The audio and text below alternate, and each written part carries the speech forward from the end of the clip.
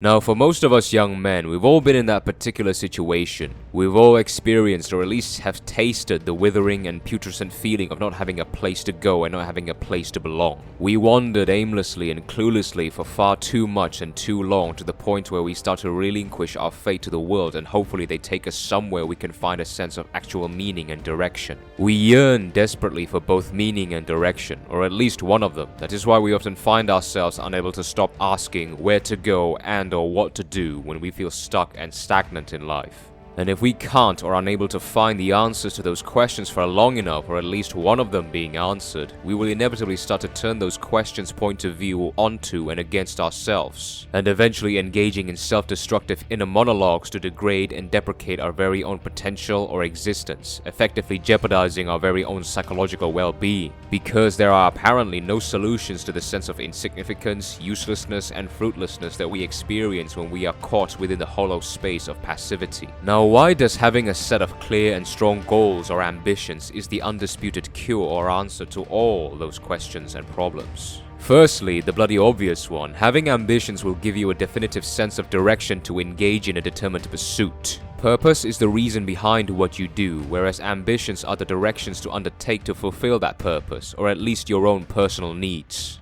With any form of ambitions, they all start with a transparent, definitive, and realistic visualization of where you want to eventually end up in life, or at least reach within a given time frame, in terms of character, wealth, achievements, accolades, status, and professions. Then you progress towards identifying what needs to be done to realize that vision, the challenges you'll face, and eventually getting even more micro and specific in how to become competent in all those things that needed to be done from you taking the very first step. Essentially, having ambitions will gradually and subconsciously present you the realization that you have found or carved out a path or a bridge for yourself to walk on or cross to a preferred destination. A place to go, remember? And that will give you a very powerful sense of relief from the aimlessness and void that you experience in your daily lives. But that's not all. We all know that the world itself is chaotic, unpredictable, and fast evolving, and we human beings want to achieve growth or evolution through a gradual and hopefully a complete understanding and mastery of the world that we live in. However, we only have so much time and capacity to handle all of them at once, so many countless directions to follow. That is why we have to narrow down the scope of our judgments, choices, and decisions, so that we are able to commit to a few selected directions or paths in order to become proficiently familiar with them in terms of the way in and out, so that eventually we can find, carve out, and capitalize on new directions and paths for ourselves to undertake after the old ones become too stale for us to evolve.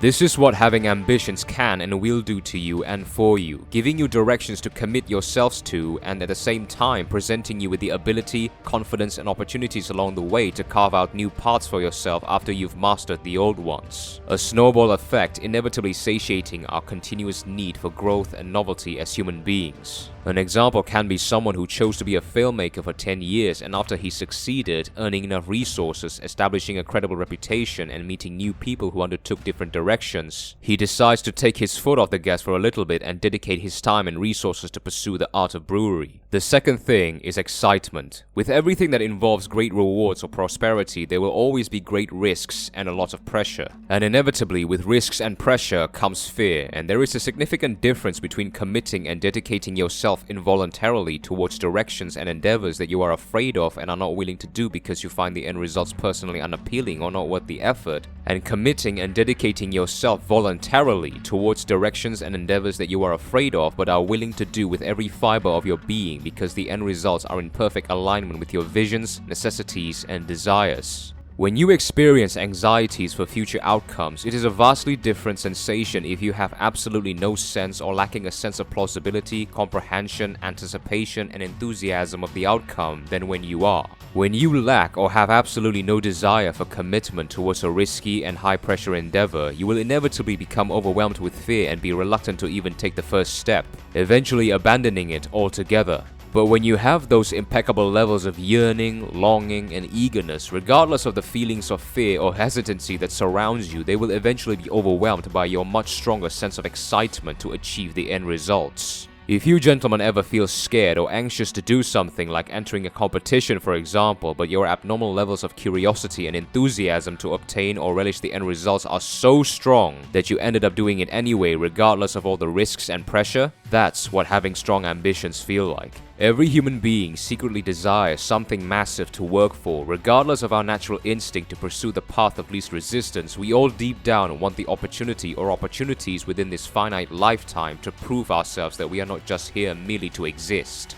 The dedicated pursuit to unlock an unprecedented sense of self-esteem and self-actualization when you finally attain something, or at least reach a point of significant threshold of realized potential and capabilities that you have set for yourself initially within a given time frame, is without a doubt the only way to fulfill the absolute peak within every human being's hierarchy of needs. The hunger for that ultimate sensation of satisfaction, gratification, and triumph when you reach the end goal that you visualize most of your waking moment is that uneasy but seemingly chronic excitement that incentivizes you and keeps incentivizing you regardless of fear or pressure or occasional setbacks. And finally, having strong and clear ambitions will give you peace. Now, of course, I'm not talking about peace as in relaxing in a mountain lodge, sipping tea with your dog, or lying down on a secluded private beach drinking tequila with absolutely no sense of urgency and absolutely nothing to worry about. No, of course not. What I mean by peace is a sense of alleviation or liberation of a large burden from your shoulders, the sense of big relief, remember? Everything comes back to that clear vision that you have of where you see yourself 5 years from now or 10 years from now. In essence, you've already predetermined and pre-manifest the next chapter of your life, and that very vision unshackles you from the unbearable weight or ordeal of confusion and insignificance that you have been agonizingly enduring all this time. No longer a sense of floating or roaming around aimlessly in this vast universe, no longer a sense of pointless, fruitless, and stagnant contemplations late at night of what should I do and where should I go, and no longer a sense of dread or apprehension with the amount of time you have wasted and the time you have left to make something out of yourself.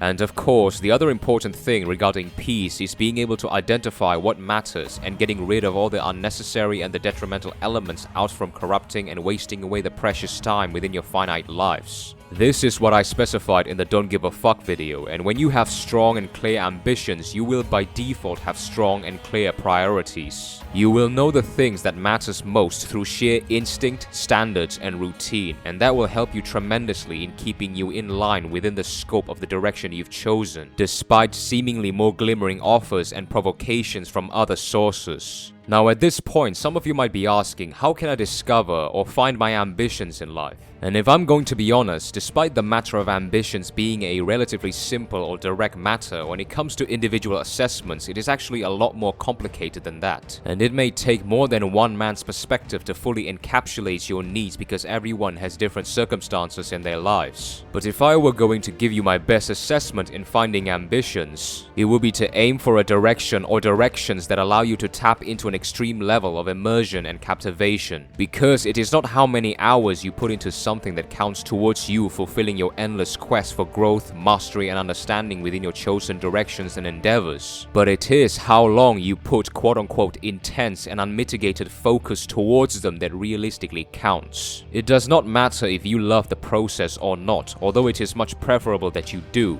but all that matters is that you keep that vision alive no matter what. You must keep craving the end results badly enough. And another thing to mention is that one person's level of captivation and immersion towards a matter or endeavor is positively correlated with both the level of deep interest or curiosity one has to thoroughly understand it, and the level of cruciality as a real-life problem that it presents for one to desire in solving. Thank you for watching.